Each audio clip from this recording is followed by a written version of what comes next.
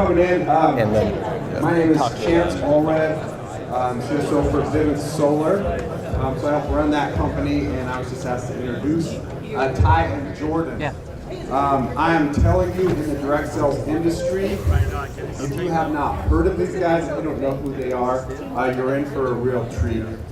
They've been doing it for a decade, and as far as personally leading, selling, and managing, I promise you, I've been doing this for a long time, and there is nobody better. They both, I think Jordan was a Vivint Smart Home before Vivint Solar, and was the top rep 6 years, 6 out of 9 years. Also ran the top teams there for years. Ty has been a regional VP and top sales rep, and both are VPs right now, running the entire West Coast for Vivint Solar. If any of you saw the earnings call, they're doing an incredible job growing that. So you're in for a treat. Give a big round of applause for Ty and Jordan. Thank you. I'll have this one. You take that one. Hi guys. Can you hear me? Yes? In the back? Good? Good? Okay. Cool. This is a leadership project, so it's meant to be interactive. It's meant to take notes. It's meant to go back and forth. So we call it the electric triangle, and thanks for giving us like 40 minutes of your time. So I want you to look at some of these pictures real quick. I just want you to look at these faces, okay? And I want you to think about the accomplishments of these people, right? Floyd thinks it's dumb to have his picture taken. Apparently, he's not interested. Does anybody not know who this is? This is Kelly Slater, so he's 11-time world champion in surfing. Mr. Mamba. And brother Usain Bolt. Okay, what do these people all have in common? The greatest, dominance, what else? Cleaners? What does that mean? Relentless. Oh, I haven't read that book yet. It's on my list though. I need to. These people are the dominant one. Right? They're the dominant one. What we're going to talk about today is something that Jordan and I have created. It's called the electric triangle. But more, these people have activated the electric triangle. We're going to talk about how to do that in our personal performance and in the teams that we lead. So let's look at teams for a second. Who remembers this team? Who remembers watching this team? This is the 96 Bulls. How many of you were born after 1996? All right. It's crazy that we're talking about a basketball team that played 22 years ago, and most people in this room knew who that was, knew what year it was, and remembered. You had some sort of experience watching this team, right? My big brother Landon and my little brother Jordan made me watch these games when I was a kid. Let's look at another electric triangle activated team. Anybody know who this is? Yeah, that is the New Zealand All Blacks. Any of you guys read Legacy by James Kerr? It's great. Talks about the New Zealand All Blacks. The New Zealand All Blacks are the most winning team in sports history. They have an 86% lifetime win rate. 86%, right? And they're activators of the electric triangle. So I want you, as we go into this presentation, I want you to think for a second about some team that you've been a part of. Whether that's a partnership, a companionship, a business partnership, a sports team, a sales team, some team that you were a part of that forever changed you. That you exited that team a different person. Is there a lot of mouth sounds coming out of this? A lot of That's like my biggest pet peeve. I'm really sorry you have to deal with that. If you can think of that one team, what we want to do for the next 30 minutes is pick that apart and figure out what we did and how to repeat it. So if we were to define this and kind of say what it is, this is exactly how we would work, right? It's basically a process map that activates class-separating performance and cohesion. So we're always wondering, and as leaders especially, we're always wondering, how do we get our team to this next level? How do we get the 96 Bulls? How do we get in our industry, right? And we get this question a lot. And it's always relating to culture. How do you get this culture? What is culture? How is it created? And what makes it so this cohesion is so strong and powerful and gets them to this next level, right? So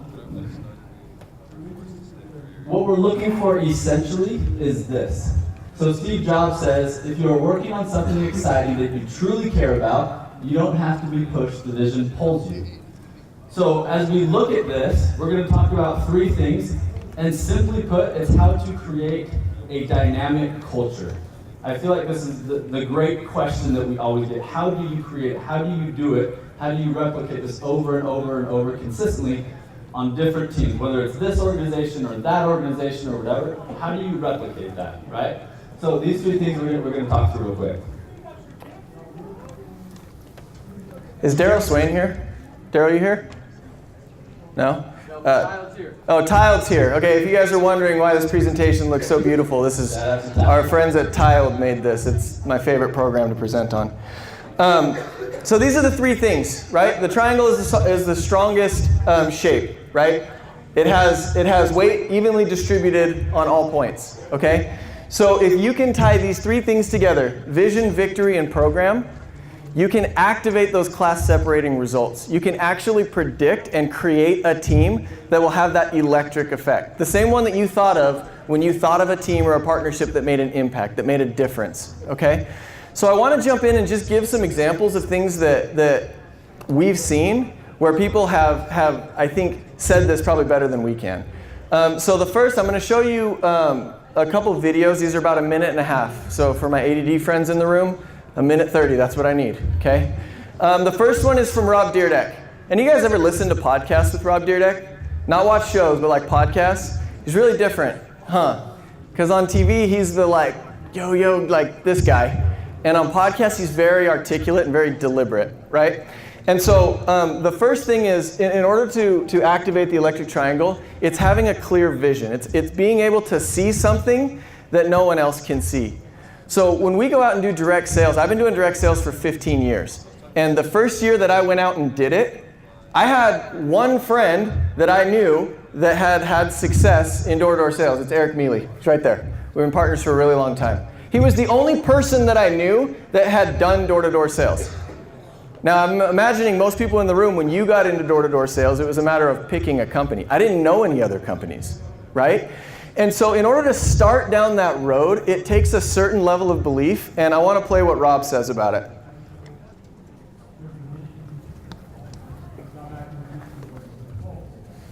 And it's not that one. Do we have an audio person in the room? Yes, no? Yeah. It's really good. You guys are going to be super stoked to hear what he says. We can try and do this. You want to try that? Let's see if this works. What is your belief about belief? Is it important? Is it a starting point? It is the only thing that matters. It is literally the only thing that matters. Because your experience, how you build something, what you learn, whatever it is, anything that you achieve, it is literally only based off of how much you believe it's going to happen. Goals and all this stuff, all it is breaking it down into micro actions for you to understand it and believe it, right? And I think, you know, there's 2 levels of it, right? It's why I love, from a business side, having tactical revenue models that show you step by step. We can grow this many units by this many months and this many doors over this much time. That's believable to execute. That's why goal setting in a specific way means so much, right? But at a 30,000 foot level, you know, from a mentality standpoint, that unwavering self-belief is what I look for in people I partner with, because that's allows you to micro-fail and take big losses and take them as lessons and just move and chase down and constantly be doing micro-pivoting to achieve your bigger vision or your big goal, right? Because at the end of the day, it's only people that lose belief that quit. And belief gives you so much energy. And again, why when you begin to tie all these things together, especially from goals and planning aspect, it's easy to weather storms when you understand okay, I've got to move around to get to the next pillar of this goal, rather than thinking like, none of this is going to work type of mentality. You know? It is the only thing that matters. How much you believe something is going to happen is literally the only thing that matters. Goals and micro actions and all of those things that follow are simply a side effect of how much you believe it's going to happen. So one of the things that Jordan and I see a lot is people come up to us and they start at the wrong point on the triangle. They say, I want to be successful, so what's your schedule? Or they say, hey man, I've had really bad Saturdays in the past, so what can I do to increase sales on a Saturday? And one of the things that we'll say is you have to start 2 steps back. You're on program, we start with vision, right? You're missing the most important thing, which is how much you believe this thing is going to happen. And this is a place where we think the industry often has it wrong. The industry will come in and say, when you're looking for your vision, we often look too deep, right? It has to be, my vision is to create a movement that will connect with the soul of the earth, and in so doing inspire blah, blah, blah, blah, blah. Too much, right? The vision simply needs to be, I think I can do this. The first year I went out and sold with Eric, I was like, I think I can do that. I see myself doing what he's talking about. He transferred vision to me at a very young age that I believed, and it got me to move, right? I think another way that we say that or see that in people is, what are you about? Like, what are things that like mean something to you? That really ties to your vision. So if you don't have this deep vision that you thought through or whatever, just what are you about? What are things you stand by? What are principles that you kind of cling to? And that's usually going to tie to this vision that you're looking for. You guys ever listen to Ed Milet? All right, let's hang out with Ed for a second. Yeah, my first time I talked, I literally went up and blanked out. Like, I literally could not think. I could not see the card. How I fixed it speaking was over time, but I'll give you a couple of key things on speaking for everybody. One, I had to figure out, what someone said to me is, you love baseball. You don't stutter when you talk about baseball. You don't get scared. I go, well, I love that, and I believe in it. They're like, oh, you talk about your kids. You're great. I thought, oh, there's a correlation here between me actually saying what I believe and what I'm passionate about and my ability to communicate it. And so now my first layer is always, I must be passionate about it and I must believe it, and I'm never doing an impression of another person. So I always come from a place of saying what I really believe, because you can't transfer to somebody that which you don't experience yourself. I can give you passion, I can give you energy, I can give you my belief if I'm experiencing it. Big key as a speaker, I'll give everybody. Stop trying to convince everybody what you're saying. That's not the threshold to being a good communicator. People do not need to believe what you're saying. They need to believe you believe what you're saying.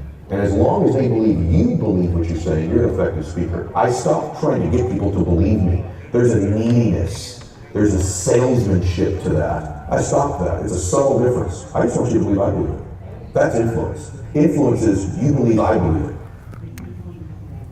Anything stick out in that? That's really different than what we usually hear, right?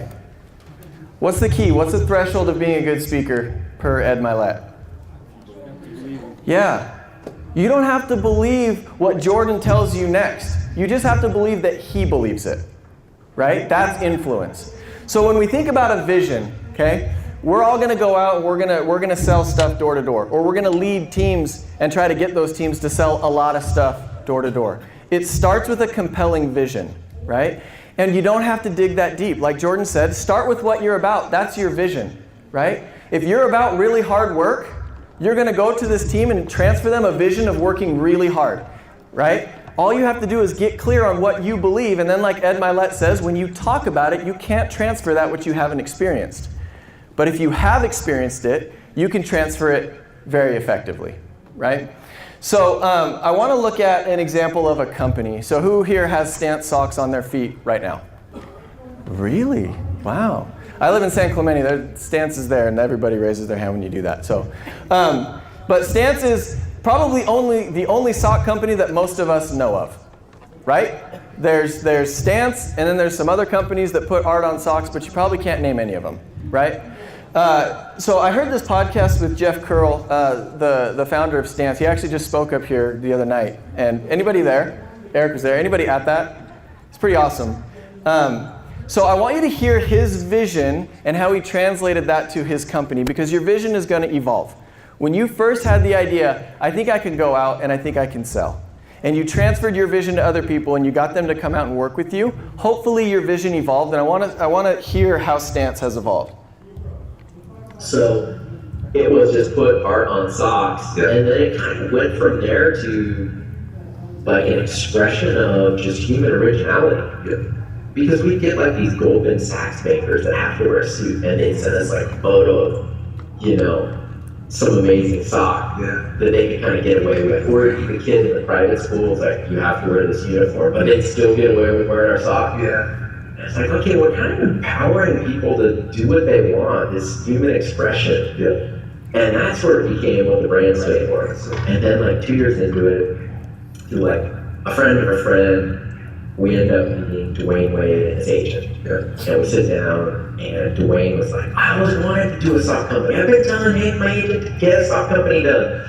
Like, I love socks. I'm a sock guy.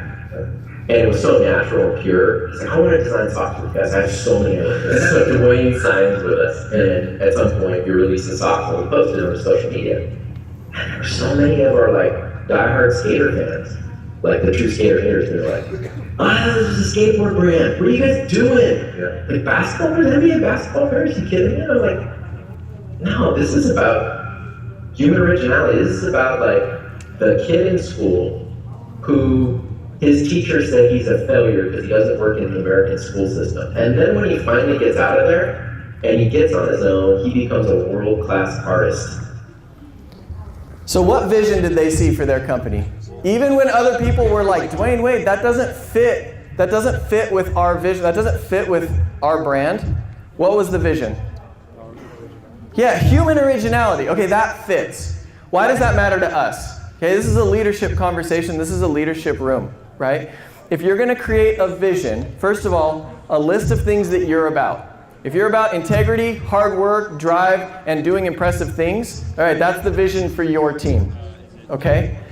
What's it going to turn into as people start working with you? What's the movement going to turn into? And if you can define it, then it will be the kind of team that changes people. I promise you the New Zealand All Blacks can tell you exactly what they're about, right? And I'll bet you there's a handful of other rugby teams, I don't know the name of one of them, but I know who the All Blacks are, that don't know.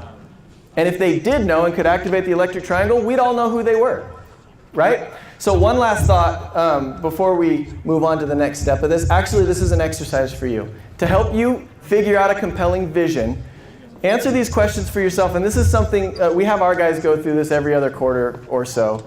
But what opportunity do you see? So whether you're selling alarms, roofing, solar, whatever, why do you do it? What is the opportunity that you see? Is this the opportunity for financial independence? Is this the opportunity to get ahead? Is it the opportunity to develop your leadership? Why do you do it? We're going to take that vision and transfer it to other people because you're the leader. The second thing is, and this question is perhaps the strongest one in activating this electric triangle, but what do you hope for those that you lead? Think of someone on your team or someone that you hope to bring onto your team. Someone that's trusting you. Someone that's like, okay, like I did with Eric, is like, I've never done this before, but I'm following you. What do you hope for that person?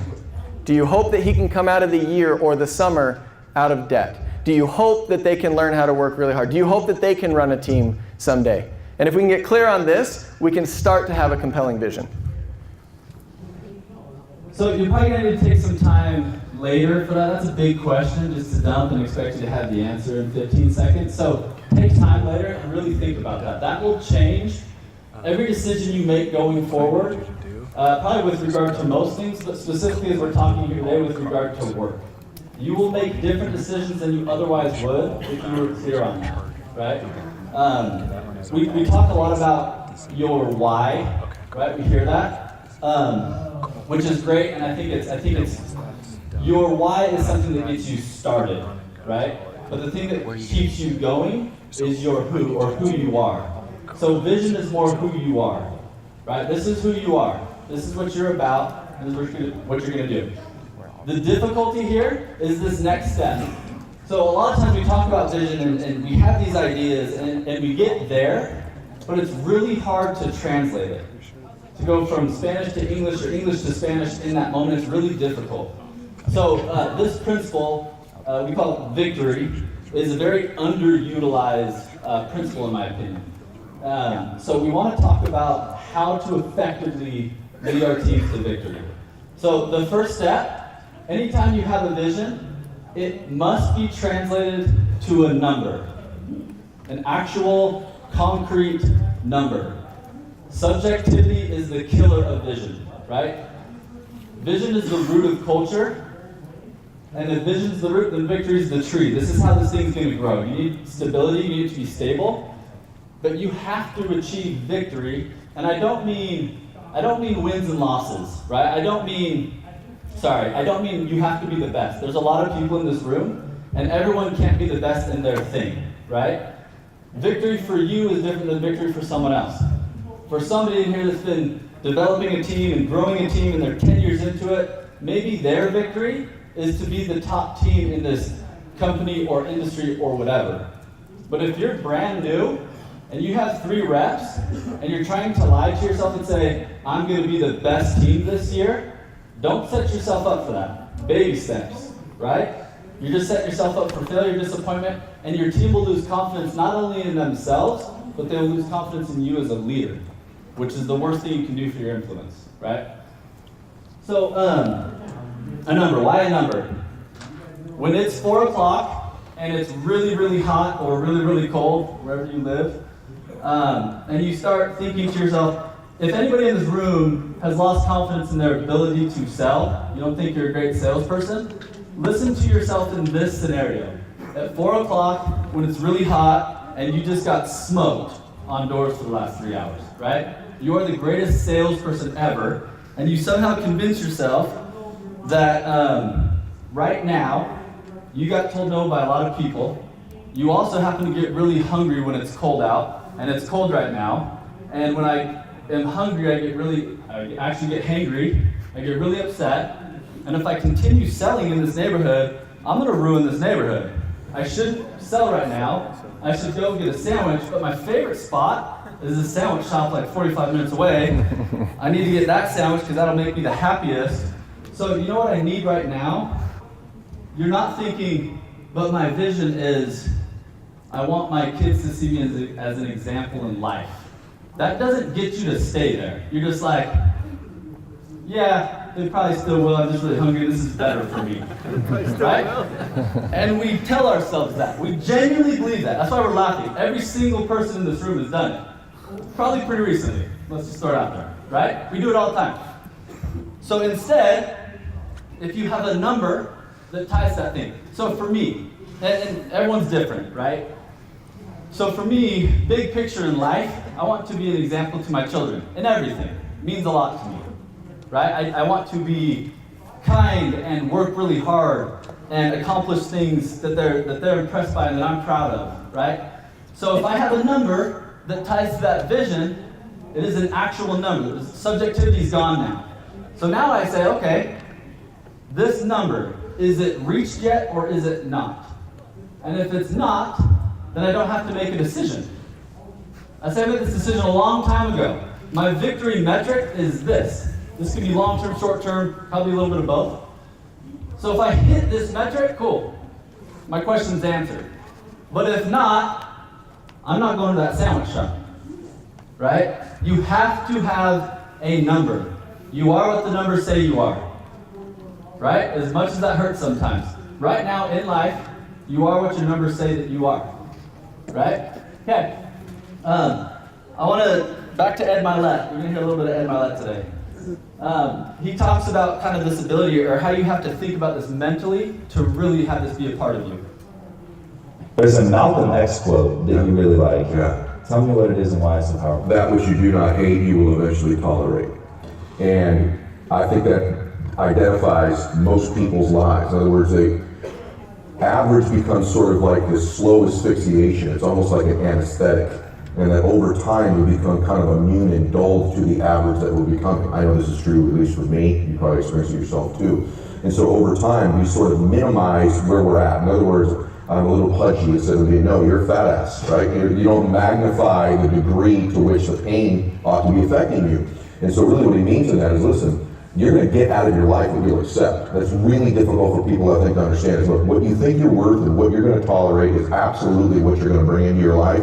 and what the outward part of your life should look like. And so I live by that. Like, I let myself sort of feel the pain and the difficulty of being not where I want to be in whatever that area is, whether it's my spirituality, my relationships, my money. I let myself feel that pain because, as you know, there's two motivators, right? There's the gaining of pleasure, right? Wanting to go get something, chasing the dream, but then there's the avoidance of pain. And for a lot of champions, that's a pretty big driving force for them. And so at least for me, I leverage both of those things on me to get myself to take action. That which you do not hate, you will eventually tolerate. If you don't hate missing a number, which is tied to your vision, so you can say, I hit that number, therefore I am that thing, or I missed that number, therefore I am not that thing. That stings a little bit when you say it like that, right? Just like he talks about. We try to minimize the degree to which it'll affect us. So, the thing that, when he says, that which you do not hate, you eventually tolerate. If you think about the last couple things you've done, when you failed or whatever, we all fail, that's totally fine.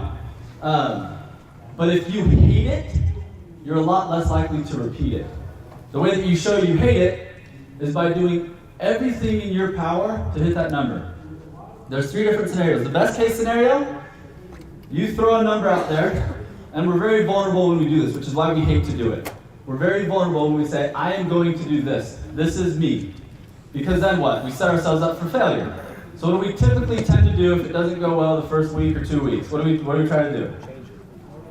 Change it or tell everybody else why we're not going to do it. Because that's where we just naturally resort to. Well, I mean, I'm not going to do this because this, that, or the other, or whatever. But next quarter, watch out. Right? The talkers, the loudest ones are always the ones you don't have to worry about. So, best case scenario, you hit your number. Okay? Your efficacy as a leader is largely, if not entirely, tied to your ability to lead somebody to victory. Right? That's why they follow you. If you can't lead them to victory, then you add no value to them. Right? They're trying to accomplish something that they cannot do or have proven to not be as successful at doing than you have.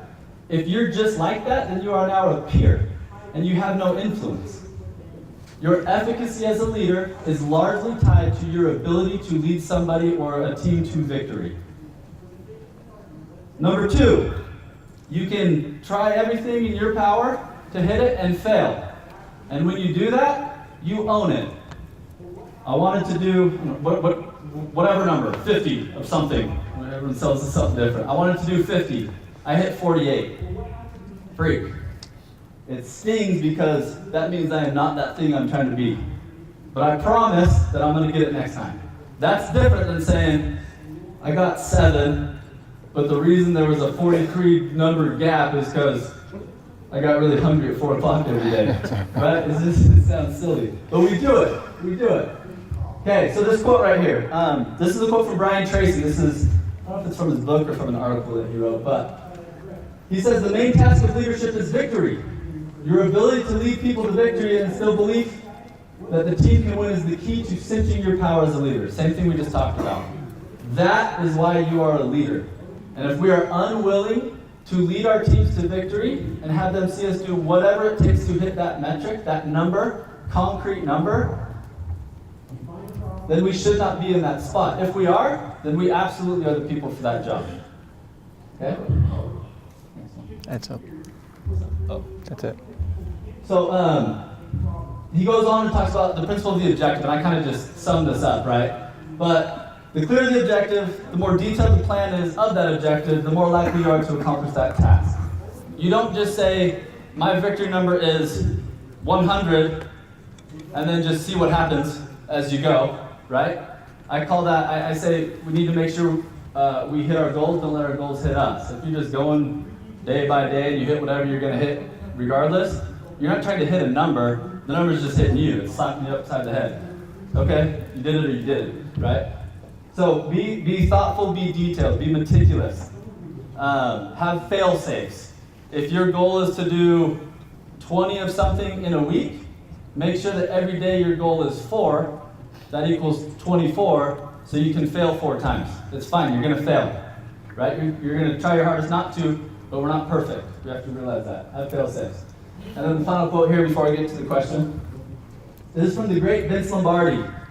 I hear a lot of leadership tips from him. Winning is not a sometimes thing. It is an all the time thing. You don't win once in a while. You don't win things, or you don't do things right once in a while. You do them right all the time. Winning is a habit.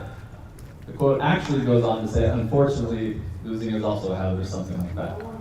So I had a team. This was somewhat recently, and I'll keep numbers and stuff out of it. Probably, I'll try. I had a team that I went to, and it was struggling a little bit. And we were talking before. They were averaging a certain X volume. And as I was talking to the leader before, he was saying, yeah, we need this, we need this, we need this. And I was like, I don't need to go knock with the rep right now. You don't need to go knock with the rep right now. Would it help? Yeah, probably, right? They need to see and be inspired by people doing things that they don't think that they can currently do. That's what this needs right now. So we got to the meeting, and we said, okay, this is what we're averaging. These are our numbers. These are the cold, hard facts. And as we were talking about it, I said, let's pretend 3 years from now, let's vision. What do you think we could be averaging a week? Give me a crazy number. I want a stupid number. In 3 years from now, what could this office average? They said a number. I said, okay, let's break that down right now. So if we need this in a week, we need this in a day. So today, this team right here, we're going to do this. This is my war cry. This is what we're going to do. I'm like, okay. Why would we do 8 times what we're currently doing?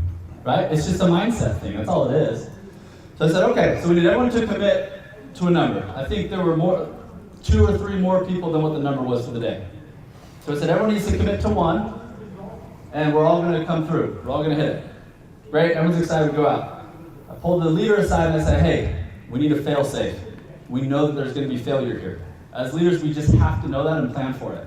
Okay? So we had this conversation. I said, look, we are hitting this number today. It is definite. There is no question we're not hitting this number. I don't care if I have to do 100% of them. I don't care if you have to do 100% of them. It's getting hit. Knowing that, let's go, right? Let's just go work. So we go to work, and numbers start rolling in. Everyone's getting pretty excited, and we're 1 away. It's 9:30. We're 1 away. We each had a couple, team's doing great, and I texted him when we were 1 away. And I said, hey, you are the leader. You have to lead this team to victory right now. This is what gains you influence as a leader. I'm pulling back. This is all you. Go get it. He goes 10:30 at night. Final one, everyone's going nuts, huge incentive, whatever, it's excitement, right? In that moment, the confidence that team gained in that individual and themselves personally, they probably had never experienced that ever, right? That victory means something. It gives confidence. At the same time, if we don't hit those numbers, reps lose confidence. We have to be willing to lead our team to victory. So a couple questions. What metrics equal a victory for you? This is long-term, short-term. We're going to talk about how to break it down and make it really effective in a second. But what are those metrics? Is it 100 of this thing? Is it a monetary value that you can break down by week to know what you have to do every single week and every single day? You're not done just with that. You have to break that number down, right? Next step, break it down. The last step is where most people start. Most people think, I'm going to go do this job. I need a program. I need systems. I need an incentive. I need a game, right? But what we've learned so far is you take all of those things that you're about, you believe them, there's your vision for the team. You don't have to be creative. You just have to be introspective, right? The second thing is you decide what would be a victory. For example, if you got in this industry to say, hey, I'm going to be the first person in my family to be worth $1 million. If that's your vision, okay? Jordan argues that going out to work and just knocking and doing the stuff that you would normally do anyways, will not get you to your vision. You have to say, I'm going to do this for 10 years. And every year, I'm going to earn 200 grand, and I'm going to save 50% of it. If I end this first year having earned 200 grand, that will be a victory for me. In order to earn 200 grand, I must sell this much of this thing. In order to sell that much of this thing, it means I need to do X amount per week, which means I need to do this much per day. Which means when it's 4 o'clock and you're hot and sweaty and beaten down, you can look at your watch and say, I have to sell 2 a day. I'm really hungry. It's only 4. I've only sold 1. We go. Right? You're eliminating the possibility of failure. I always wish I could take notes when Jordan talks. He's really good at his job.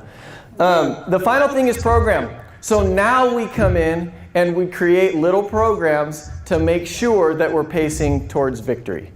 Now is where we come in and we say, okay, any day that I don't sell 3 in a day, I go out in the morning. That's my program, set in stone. Then all you have to do is follow it. And if you can't follow it, then you have a different problem, which is called discipline, right?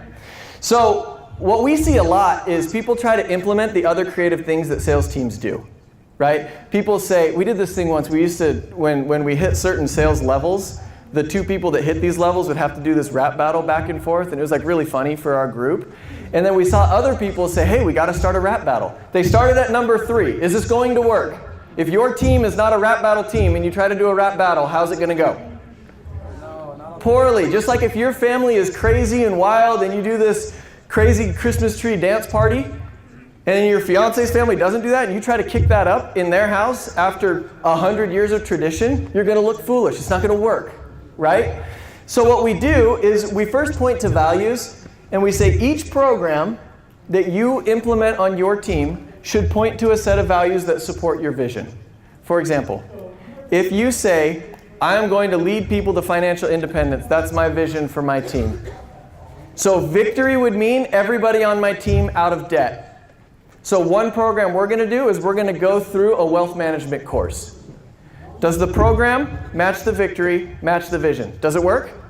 Then do it, right? But if you say, I'm going to lead people to financial independence, and everybody has to come out of this thing out of debt, we're going to start a bowling club. It's just going to be weird. And we see people do it all the time. One of the things Ed Milet says is, I'm not doing a copy of somebody else. Your vision is inside of you. It's the things that you already believe, right?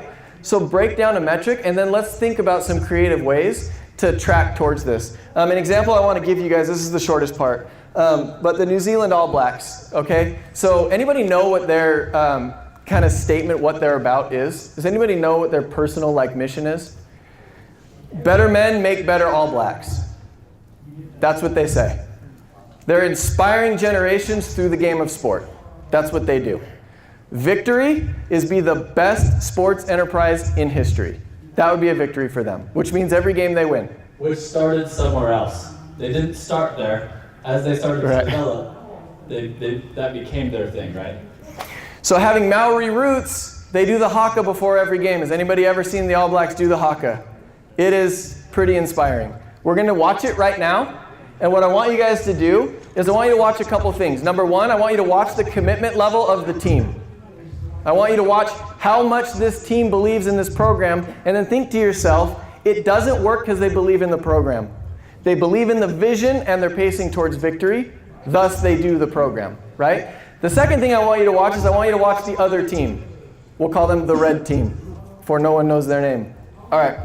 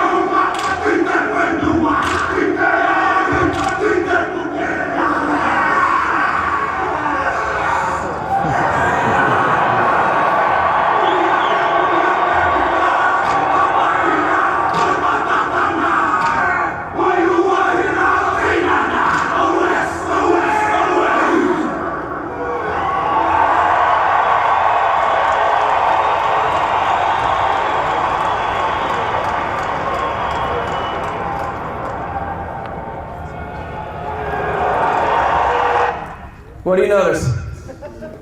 That's electric, right? That is electric. What happens if the red team goes back to the locker room and they're like, I'm sick of this, we need to do something? It doesn't work. But people try it all the time, right? That team, there will be great grandchildren that benefit from people being on that team, right?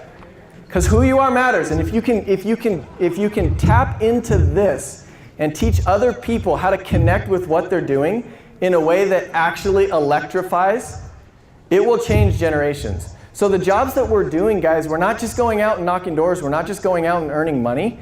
This is one of the only industries where you're paid exactly what you're worth. But guess what? You can get more if you get better. If you become more valuable, you'll claim more value, right?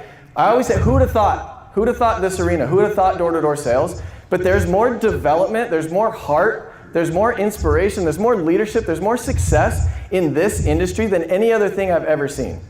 Except for maybe being an all black, but that's not for everyone, right? The other thing that one of my last thoughts here is, as you go forth and build your team, right? We're talking about a specific vision. We're talking about a specific victory, and we're talking about programs that match those things. Your team is a specific product. It's not for everyone.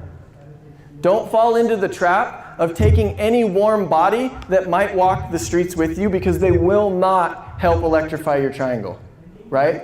If you have a vision and if you have clear metrics, go out and find like-minded people.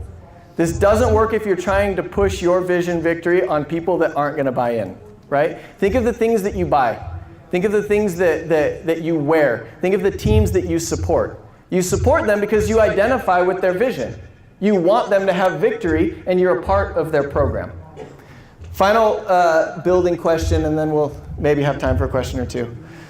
What programs will you implement to collect victories and realize your vision? What things are you going to do with your team?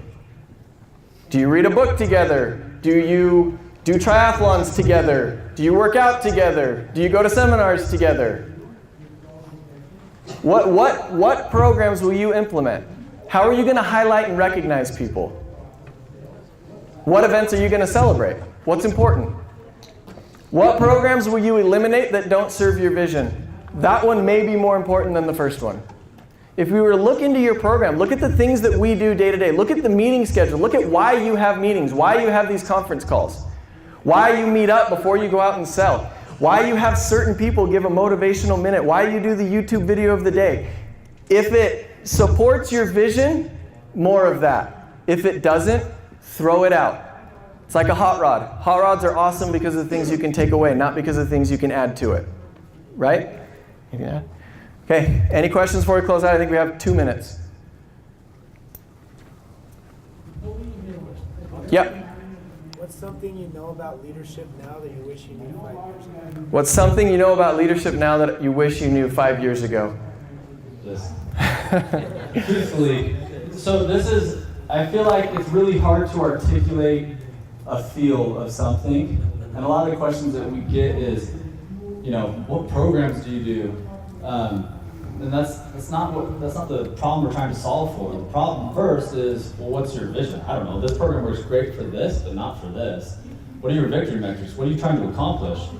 This right here is probably us looking back from years of having done this, saying, this is how you do it. We probably made some mistakes along the way, but this. But it's Yeah. People have a funny way of kind of getting off the straight line. So when you guys are talking, what checks and balances do you use to make sure that you're not veering off your electric triangle? Great. People often get off the straight line, so what checks and balances do you do to make sure you're still pointed towards your vision, right? The good part about this is, or I guess the common part about this is, every time you hear a good idea that someone else does, it's your tendency to implement, right? I think one of the things that helps is, one of the programs that we have is we have certain, call them brainstorming sessions, we call them a circle up, where all the leaders get in the same room, and we first look at our vision. So we have a vision in the organization that Jordan and I run. It's called Tribe. It's the Westcoast of Vivint Solar. And our purpose is to create level 4 and 5 leaders. That's our purpose, right? So in these circle ups, We then look to our goals and say, hey, if we hit this number, so last year our goal was to grow 10%. If we hit this number, we will be creating level 4 and 5 leaders because that's what it's going to take to grow this, right? We then go one step deeper and say, if we hit it, good. We'll do more of that stuff. If we missed it, what are we doing that needs to be thrown out? The secret is a lot of times we can't see it. A lot of times Jordan and I can't see it, right? We're running the program. But I'll tell you, who knows where the holes in your program are? Other people in the organization. One row beneath you, and they're more than happy to tell you about it, right? So if you say, hey, what's in our program that's working and what's not, you'll get all sorts of ideas. The secret is if you're focused on the vision, you can detach from whether or not your program worked, right? Yeah. What have you guys found the most effective when holding others accountable? One is probably consistency. Two is probably having a relationship. You can't have the conversations you need to have if you don't have a relationship with that individual. The trick or maybe the test of good leadership is not always being a certain way. It's knowing what way to be with that person at any given time. Some people can handle, hey, dude, unacceptable. You can't be there right now. Let's go. What do you need from me? I'm here to help, but we're hitting it. Let's go. Some need, dude, I'm so sorry you're dealing with that. How can I help with relation to hitting this number and getting you where you want to be? It's very different, but a good leader knows when to be this and when to be this. So accountability, 1, you need a relationship, 2, you need consistency, and 3, you need a firm expectation. That number is hit always. Victory. The right way. What a difference in the way you hit that. What's that? The firm expectation, but a difference in the way maybe that you talk to certain people. Yeah, the expectation's still there, but I'm going to approach this person different than this person based on the type of person that is, right? It's if you have kids, having kids is the biggest test of leadership ever, right? My oldest son is a firecracker. My daughter, that's right below him, is very sensitive. We have the same expectations, right? But you yell at Rocco and you hug Scout, right? That's just how it is, right? One more question, then we gotta go. Yeah.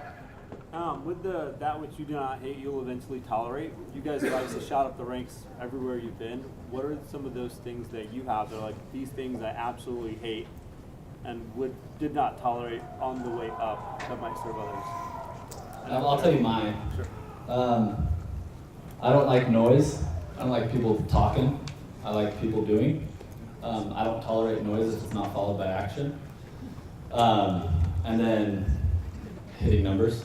Again, and I say numbers, the reason I say numbers is because numbers right now are a reflection of who you are right now. They just are. And you may want to pick that apart or whatever, but almost always you see a direct correlation with somebody's performance based on how their life is. So if you can expect a certain number or result, you can usually kind of gauge how they're doing. And as a leader, that's your job to step in when they need you to step in and say, hey, I've noticed this, is everything okay? Like, are you doing okay? Again, you need that relationship, right? I would say we come from a family of dairy farmers, so laziness, man, the worst thing anyone could ever say of me after I was dead is that I was lazy. I hate it in a way that I can't even describe it. And that's enough if I'm sitting in my car and it's pouring down rain at 6:30, if I feel like this is lazy, it's enough to get me to run across the state line. I mean, it drives me crazy. The other thing is negativity. Cannot handle it. Life's hard enough without negativity. So, awesome, that's all our time. Thank you guys.